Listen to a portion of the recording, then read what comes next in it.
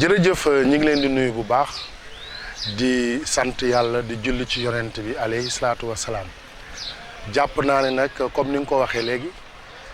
ñun la ñu dénk les grands travaux de la commune également route yi ci la bokk te vraiment ku gis Mbour xam ne Mbour ni mu meloon démb ak bërki démb mu melatu ko parce que Mbour dafa yokk surtout quartier périphérique yi yàlla dogal nag ñun en 2009 bi ñuy jot dëkk bi bi ñu ñëwee presque ñetti tali rek lañ fi fekk mais yàlla dogal na ci xalaatu conseil municipal bi fexe nañ ba au moins 10 kilomètres def nañ ko fi parce que boo xoolee route bi nga xam moo jaar buntu marché jël sapeur pompier yi ñun ñoo ko defar bi nga xamee ni moom moo jógee ci route 44 bi dem cimetière Daaru Salaam yi ñun ñoo ko defar également contournement Stade Caroline ñun ñoo ko defar ba yi génne ci pont wu Kaolack bi également bretelle bi nekk biir Sanc ñun ñoo ko defar lycée Demba Diop ñun ñoo ko defar robinet Abdou Mané ñun ñoo ko defar route Guy Mouride ñun ñoo ko defar donc loolu boo ko xaymaa dafay xaw a toll ci presque 10 kilomètres ci sunuy fonds propres yàlla nag mi dara teewul nit ñi dañ naan jooy ndax Mbour amuñu ministre amuñu député amuñu ku leen doxal amuñu ku leen xeexal ah mais ci xeex boobu ci njàmbaaru conseil municipal ak maire ak doomu Mbour yi nga xam ne ñoo fi ne ñuy xeex ba Promoville indi biir Mbour première phase bi 6 kilomètres deuxième phase bi ñu indi 9,2 kilomètres loolu boo ko xaymaa dafay presque nekk 16 kilomètres léegi 16 kilomètres yooyu ak 10 kilomètres yi nga xam ne moom la Mbour pour Mbour diggante 2009 ak léegi am na presque boo dee xool 16 plus 10 26 kilomètres donc loolu nag il faut nga vérifier ko waaye nag li tax mënul feeñ mooy Mbour dafa rëy ba nga xamee ni boo doxee fenn rek ni Mbour amul maire Mbour gaa ñi liggéey ñu fekk te daw nañu li ñu mun a daw parce que li ñu doon visiter léegi boo ko xoolee muy tali bi nga xamee ni daf moo gën a yàqu ci Mbour tali boobu également ñun bi ñuy réaliser yeneen tronçon yi yàqul woon comme ni mu demee dafa nekkoon rek ci lu ñuy defaraat mooy jógee Basile bi biñ ko commencé defar gis nga ni mu mel bon ñu defar ko tuuti entrepreneur bi au moins moom it foofu foote na fa également ñu résilier contrat am bàyyi ko noonu boobu ba léegi gis nga ni mu mel mais nag loolu du lu ñuy defaraat kon il faut ñu xool ko def ko tali boo xamee tali bu mucc ayib la mais dañ koo lëkkaleeg tali bi nga xamee ne moom moo jógee Saly ñax-ñaxal donc ñëw ba dispensaire tefes ci lañ mobiliser fonds yooyu di 510 millions actuellement moom lañ doon visiter léegi xam nga ni travaux yi commencé nañ mais ma dalal xelu waa Mbour xam ni travaux yi foofu mu commencé ci Saly ñax-ñaxal ci dispensaire tefes bi la jëm mais nag tali boobu dina am éclairage public commencé nañ ko def nañ ko fa pare dina am trottoir dina am également assainissement te dootul nekk tali bii kuus comme bi fa nekkoon nga xamee ni boobu durée de vie am ay 10 ans 15 ans mais bii tali la boo xam au moins buñ ko réaliser suñuy sët sax suñ ko fekkee duñ ko defaraat parce que tali arrêt ba soo lay doon également gisoo but Saly Carrefour bi moom lañ njëkk a commencé kooku tamit nañ ko dugalaale ci Promoville bi pour mu yóbbaale ko boobu également dafay ñëw ba route bi nga xamee ni mooy route départementale bi nga xam mooy Seydou Nourou dem également ba centre ba hôpital Grand Mbour loolu ci la ñu toll sànq léegi visité nañ ko am na yeneen tronçon xam naa yooyu yëpp dañ ko visité parce que looy wax fii ci réew mi parce que comme réew mi léegi dafa am lu xew ñu naan vaar loo wax léegi rek te dëkk ci dëkk bi dinañ ne li nga waxoon fan nga ko teg ak noo ko tefe léegi nag su ko defee suñu àndee dox ba ci tali yooyu benn bu ne dinañ wax lan moo tax ñu def ko fii lan mooy soloom lan lañ fi bëgg a def ak lan lañ fa fekkoon loolu mooy également li nga xamee ni ci wàllu voirie bi ci wàllu route yi ñu ngi koy tàmbali def mais nag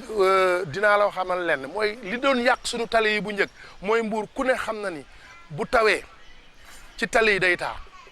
te loolu soo xoolee mooy bala ngay defar tali war nga def assainissement xoolal tali buñ fi defar ñun bu nga xamee ñun ñoo ko defar am na assainissement am na trottoir am na éclairage public te ndox dootoo ko fa gis léegi nag malheur bi moo doon bu njëkk tali yi dañuy ñëw rek def ko te duñu xool impact environnemental bi ba mën cee def li ñu ci war a def. ah très bien xam nga gis nga ku ne xam na ne jógee Basile Senghor moo jógee préfecture bu Mbour romb armeelu tefes yi jaar robinet Abdou Mané ñëw ba ci route départementale bi di Seydou Nourou Tall soo fa jógee yaa ngi jëm dispensaire u Grand Mbour xam nga tali boobu naqar biñ ci am sax weesu na lii parce que population bi lañ fay jànkonteel muy ñun parce que ñun ñii dañ fay jaar ak suñuy oto dañ fay jaar ak suñuy ay malade dañ fay jaar ak suñuy ay soxna yoo xam ne dañuy dem di mucc coow la nag bari na mais boo gisee dama ni la tali boobu leen njëkk a réhabilité parce que dañoo fekk tali ba yàqu-yàqu boo xamee ni tali boobu bi ñu koy defar tali ay 10 ans 15 ans la mais da yàqu na yàqu boo xamee ni dem nañ ba mënatuñ ko defar moo tax ñu jëg pour xolli ko xolli bii ñu koy xool dañ koo booleeg bretelle bi nga xamee ne moo jógee Saly ñax-ñaxal ñëw ci route Seydou Nourou Tall bi moo tax rek ma bëgg foofu suñu xel dal fa mooy visiter nañ ko léegi travaux yi commencé na mobiliser nañ 510 millions ndax parce que tali boobu rek lañ fi mobiliser somme bu toll noonu pour bëgg koo defar ndax xam nañ ni li muy jël ci ay nit trafic bi ak mobilité bi fa la gën a danser moo tax loolu tamit ñu ngi xëy na loolu ay mauvais souvenir la ñu ngi ciy masawu waa Mbour di ci masawu parce que nag ku boot bukki xaj baw la bu fa nit jaaree da ngay dugg sax ci kalandoo fay 100 francs pour déglu seen wax mais jàmbat gi bari na te nit ñi dañu dul xàmmee li mairie war a def ak li état war a def ak li ñeneen war a def mais yaakaar naa ne ñun loolu lépp dëxën nañ ko ci biir ba mobiliser 510 millions jëlee ko nag dispensaire u tefes bi mu ñëw ba Grand Mbour mais dinañ jéggi tali bi yóbbu ko ba Saly bu mooy tali boobu Ousmane ngay defar ba mu yem foofu également tali boobu dinañ ko assurer parce que dina am éclairage public dina am trottoir dina am également assainissement te loolu rek la foofu bëgg voilà. Très bien xam nga tey comme ni ñu ko waxee ñu ngi fii si 3e armée yi xam nga pratiquement Mbour ñaari armée rek lañ ko xamee mais comme li ma lay waxee équipe bii nga xamee ne mooy équipe municipale bi Fallou Sylla jiite. fii dafa bokkoon ci quartier périphérique yi parce que ñu ngi ci Liberté 2 extension quartier bi également bi ñu ñëw en 2009 dañu fekkoon ay bay dëkk yu bëri fii parce que soo dee xool première restructuration bi nga xamee ni commune bi def na ko fii la ko def ci wetu armée yi parce que dëkk bi ñu fi dëkk courant mënul woon dugg ndox mënut a dugg dara mënu fi am également ñu defaraat ko ba jox leen seeni kër ñu dëkk ñu xool ni képp ku am kuy campagne fii ci dëkk bi fii nii presque xamuloo ko parce que boo musaana taxaw ci talibale rek boo ñëwee également suuf si moo lay téye li ci gën a doy waar mooy boo fi daan rob si suuf si ci boppam daf lay téye loolu lépp mu nekkoon nag ay promesse de campagne ñu ñëw fi gis situation yi ñuy dund xam ni même bu dul lool sax armée yi nga xamee ne fi la ñuy denc néew yi booy ñëw pour denc fi rek da ngay am ay difficulté moo tax ñu jëf suwaawu def fi tali bi ci bi mooy toujours sur fond Promoville ñu jëf choix yi damay fàttali ni aussi ni choix wu tali yëpp commune mi ñoo koy def parce que commune yi ñoo def seen profession de foi wax ni dañu bugg a liggéey wax fi ñu dëkk bi ñu xool ko visiter ko xam fenn fu nekk fi nga xamee ni foofu mooy metti déglu ñi jege population bi kon donc bu ñu yàlla indee ci bopp commune bi li nga xamee ni moom lañ leen promettre woon il faut ñu def ko moo tax ñu njëkk a jël tali bi indi ko fi ba ci biir armée yi gis nga ko yaa ngi xool léegi ci ginnaaw yëpp vraiment mais may fàttali ni tali bi ñu fi indi dafay am trottoir dafay am assainissement dafay am éclairage public parce que du tali yoo xamee ni 10 ans lay am yàqu ñu taf fi yëngal déedéet tali la yoo xamee ni yu dëgër lay doon yoo xamee fii de plus de 60 ans kenn du fi mun a defaat kenn du ci mën a defaat benn réparation loolu moo tax ñu choisir fii nga xamee ni mooy Liberté 2 extension nga xamee ni ñaari liberté yëpp ñoo seq 30 mètres bi te wax dëgg yàlla kuy xool fii xam ne trafic bi mobilité bi moom it mobilité bu dense la quoi moo tax ñu def également suwaawu def fii tali bi. waaw li may fàttali rek mooy xam nga ñun la yàlla dénk commune bi yaakaar naa même bu fekkee ni da nga bëgg a maye ndox wala nga bëgg a maye courant wala nga bëgg a maye marché war ngaa jaar ci nga xam ne mooy premier magistrat de la commune erreur yi ngay gis fii yëpp ñu koy jiiñ li ko indi rek mooy dañ lay jox chantier nga gagné ko état du Sénégal nga gagné ko fu ñëw associé woo ci commune bi yu mel na parce que ñun ñoo xam fii metti parce que dox nañ dëkk bi fi leen juddoo fi leen màgg fi leen yar fi dex yi fi nga xam ne géej la daan doon ñu fay dem di sangu ji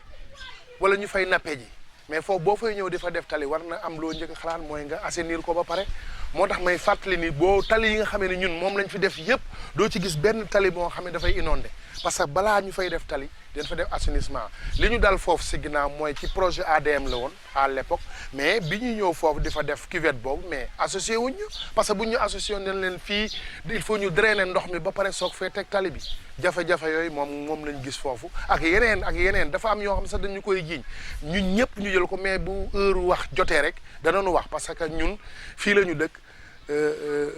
ay nit la ñu bala nuy def dara sax ci koñ dinañ gis koñ ba parce que koñ ba am na ku fa nekk muy délégué quartier bi dina gis conseil de quartier bi dinañ waxtaan ak population bi notable yi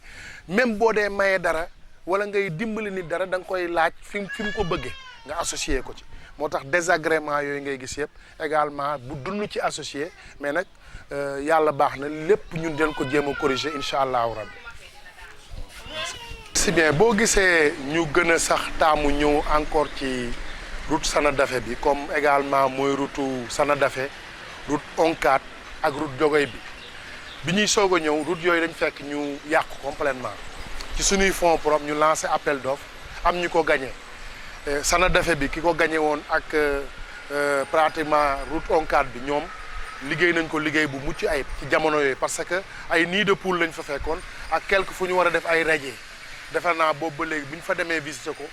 lañ fa defoon dara jógu fa mais tali bi moom moo màggat feneen fii nga xamee ni defaruñ ko woon te mu yàgg moom mooy dégradé wu te yooyu ay tali bi couche la maanaam tali yoo xamee ni seen durée de vie ay 15 ans ou bien moins de 20 ans lay doon parce que moo tax ñun bi ñu ñëwee yooyu lañ njëkk réhabilité fi mel ni Sanadafé coow li def ci bari parce que taxi yeeg ñi fiy jaar ñëpp trafic bi gis nga ni mu mel mais ñi fiy jaar yëpp également dañuy am ay jafe-jafe mu bugg leen leeralal lan moo tardel travaux yooyu parce que des fois dañu ñuy wax ni mairie bi defar ngeen lii pratiquement baaxul ou bien defar ngeen lii di ko defaraat non demeewul noonu bi ñu ko njëkkee defar bi baax na mais bi ñu mujjee defar mooy dañoo lancé waat appel d'offre pour ñaari tali yi ak route Guy Mouride bi ñu ay trottoir wax naa la ba tey ñun tali bu nga xamee defar nañ ko fii ci Mbour rek dañ koy defal trottoir boo demee Guy Mouride am na ay trottoir nga dem ci cimetière u Daaru Salaam yi jëm 40 ans am na trottoir nga jëm marché sapeur pompier am na également trottoir parce que trottoir boo ko deful ci tali dafa mel ni nga defar dara ba pare protéger woo ko bon mais li xew fii mooy bi ñu defee appel d'offre bi am na ku ko gagné bi mu ko gagné dafa dem ba ci biir mu ni mënatu ko def mooy retard bi loolu tamit comme ñun dañu koy xëpp te lu bëri duñ ko mën a wax mais il faut ñu am lu ñu wax ñin ñi ñu dégg ko mooy li nga xam mooy Sanadafé bii li tax boobu ba léegi li tax mënuñu ko defar dañ ko lancé xam nga appel d'offre boo ko lancé day def 3 à 4 mois ki gagné ba ñu jox ko ordre de service am mu ñëw ba ci biir ni mënatu ko defar bon mënuñu ko topp ci yoon ou bien ña ngi koy topp ci yoon ou bien ñu résilier contrat bi te loolu lañ def dañoo mujj résilier contrat bi lancé waat appel d'offre moo tax tali bi yéex gi mu yéex nii mais dañuy wax ni fii lu tax ma ñëw ba fii di ko wax mooy waxtaan naa ci ak ñi nga xamee ni ñoom ñoo koy utiliser li ci ëpp mooy taxi yi xam nañ tali bi ci suñu xol la ne mais lii moo ko tardeel mais incha allah lancé nañ ko dafa naa d'ici 2 mois dinañ ko tuwaay yi dañu ni quartier bu ne il faut mu jot wàllam ci li ñuy séddale defe naa 11 novembre jot nañ seen wàll parce que ku fa dem xam ni liggéey nañ ko liggéey bu mucc ak centre ville bi également jël na wàllam parce que on a refait Medoune Diop René Ndiaye Hélène Tabet El Hadji Malick Sy Ahmadou Bamba et pratiquement 11 novembre gis nga li ñu fa def gis nga léegi bi ñu demee Diamaguène def nañ boulevard bi moo xamee ne day séparer Diamaguène 1 ak Diamaguène 2 ñoom ñëpp ñu am seen wàll ci séddale bi dem ba ci pont wu Oncat bi nga xamee ne sanc également ak Diamaguène 3 dañ ciy am seen wàll sànq ñi ngi jóg Coose S également dafa romb jàkkay Sané jëm zone Sonatel xam nga dina am quartier yu bëri parce que romb na sant su romb na 44 ainsi de suite ak Daaru Salaam beneen bi pratiquement mooy bii ñu nekk nga xamee ni ci digg Coose Est la ne mais également ci centre de vote bi nga xamee ni presque moo gën a rëy ci Mbour fa lay jaar nga xam ne mi ngi jógee jàkkay Serigne Saliou wala bokk ci national bi ci départemental bi jubal ba yéeg national 1 bi loolu tamit yaakaar naa ni day gën a yombal mobilité bi parce que Mbour problème yëpp mooy mobilité bi suñu régler plan de circulation bi mobilité urbaine bi lépp dox rek également dëkk bi ubbeeku te ñun ñoo ko taamu woon noonu ndax dafa am foo xamee ni maa ngi dégg léeg-léeg ñun defar leen tali bii defar leen tali bii defar leen tali bi ñun nag comme li suma benn waay di wax rek ñun politique moo ñu fi indi politique vision la parce que li nga defoon ci sa profession de foi moom ngay jéem a respecté mais du li nit ñi di wax rek moom ngay def sinon da ngay faillir à votre mission dañu waxoon ni dinañ seet ay tali yu bees yu ñu defar ci biir Mbour te yii ñu fi defar yëpp ay tali yoo xam ne yu bees la fekk ñu tali boo xam dafay yàgg ñu koy rakisteen déedéet même tali bu yàgg yi ñu fi fekk sax dañ leen a xolliwaat reprendre leen defaat fi tali yu bees ma koy fàttali ni fii tali boo fi gis mu am trottoir am éclairage public am assainissement rek tali boo nga xamee ne équipe municipale bi fi nekk ñoo ko def bon donc tali bi dafay gën a woyefal tali Sanadafe bi mais ak bu ONCAD bi kon donc Coose Est mun naa wax ni jot na wàllam waaw Guy Murit jot na wàllam 44 jot na wàllam juuti ba également juuti Joal bi ñëw ba ci pont Kaolack bi ñooñu quartier yam yomb yëpp jot nañ seen wàll kon donc ñun li ñu waxoon ñin ñi rek mooy ci suñu profession de foi dañu waxoon ni lii boo leen ñu joxee Mbour nii ak nii ak nii la ñuy def yeex na nag parce que noonu la parce que du li ngay jël sa poos rek di def loo gis mu yeex dafa am nu ñu koy préparer di nga bëgg dara mais njëgg du fa ne te njëgg ci askan wi nga koy jëlee il faut seen fukk yooyu ak seen juróom yooyu ci nga koy jëlee Mbour amul hôtel Mbour amul industrie amul ay usine Mbour lan la ay taxi fii daw ay juuti fukk ak juróom ñaar fukk ak juróom man bu ma dégg léegi damay dégg ñu ni waa Mbour dafa am xaay nanga mais il faut que tamit nga nekk ci biir pour mën a xam parce que da ngay xeex pour nga xamee ni moom pour nga jot ci loolu waaw léeg-léeg sax ñu tëkkale la ak Saly wala ñu tëkkale la ak Malicounda wala ñu tëkkale la ak Ngeexo bokkuñu parce que benn quartier Mbour moo ëpp Saly xam nga benn quartier Mbour rek dafa ëpp Saly te Saly dëkku tubaab la Saly sab koo mu nga fa ñëpp a ngay kii mais Mbour dara amu fi mairie bi rek moo fi ne ak au moins ñuy gërëm président de la République ci gestu ak xalaat bi mu xalaat ni war naa jox Mbour wàllam moom la ñuy jariñoo nii tey parce que bu njëkk dama naan dégg ni Mbour amuñu ku leen taxawal Mbour amul ministre amul député amul mais lan moo fi indi li ay doomu Mbour rek ñoo dajale boole seen bopp boole seen xol bokk ndey bokk bàyyi dem toog ak président ni ko lii ak lii mu jàpp ci Mbour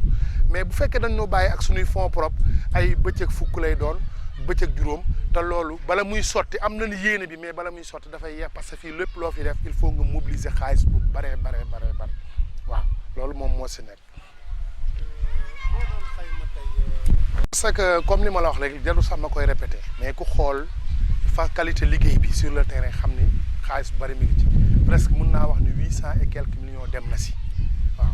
xaw chiffre yi moo ko waxee 800 yi moom teg na parce que comme ni ma la ko waxee mooy tali bi nga xamee ne mooy jogoy bi nga xamee ne moo commencé dispensaire tefes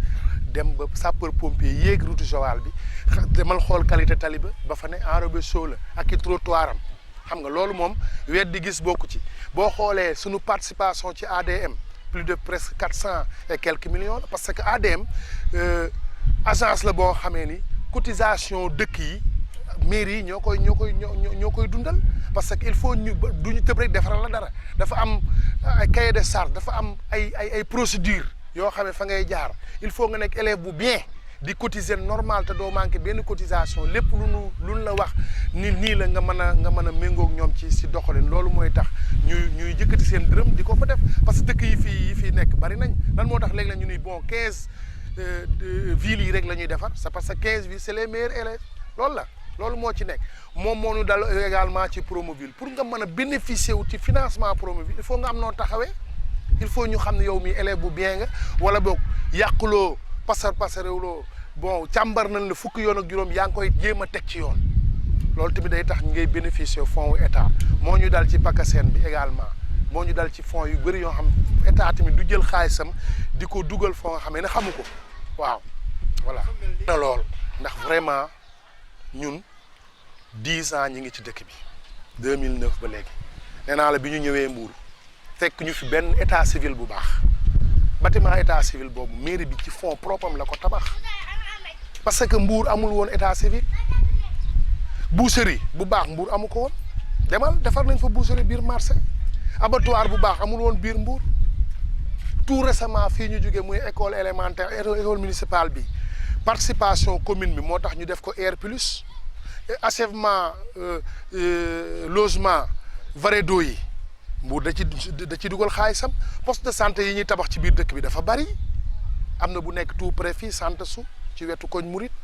logement sage-femme yooyu mais dafa am yu bëree bëri yoo xamee ni tey bu ñu doon taxaw fii di ko wax bari na soo demee Falokh am na benn école de métier bu ñu fay tabax mu nga fa xam nga marché yi nga xamee ni moom la ñu marché bi ñu benn marché ci Mbour benn moo fa doxoon mais fi mu toll nii ñu ngi ci 6 marché yoo xamee ni ñun ñoo ko dagg dugal fa ay nit te dañ faa def lan ay toilettes lañ fay njëkk a def toilette ngay njëkk a def ci marché parce que marché yooyu amuñu woon toilette ba pare def fa ay àll loolu ci travaux yi la bon Stade Caroline dans le cadre du sport am na ay investissement parce que grille de couverture yooyu yi wër stade bi yëpp mairie moo ko def te foofu ba yàlla woon bi état bi ñëwee pour defar ko ak chinois yi dañu ni il faut ngeen def fa poste courant xaalisu dëkk bi lañ jël def ko fa il faut ngeen def fa ndox xaalisu dëkk bi lañ fa def il faut ngeen def fa également ngeen ut ay gardien xaalisu dëkk bi lañ leen fayee kon lépp lu nga xamee état def na ko fii comme ni ma la ko ci abattoir bi ñun dañ fay ñëkk a ñëw def ci suñuy fonds propre lu nga xam parce que nag buñ lay dimbale ndimbal na ca fekk loxoy borom waaw parce que loolu yàggul mi ngi fi lépp loo gis fii ci biir Mbour nga gis ko ak nga bañ ko gis lépp lu fi taxaw xaalisu commune mi ngi ci biir soit dañ koy ànd defar ko wala ñu cotiser ko ou bien nga defar nga fekk ñu ci jël ko defaral ko sa bopp loolu tamit mi ngi fi li ci wàllu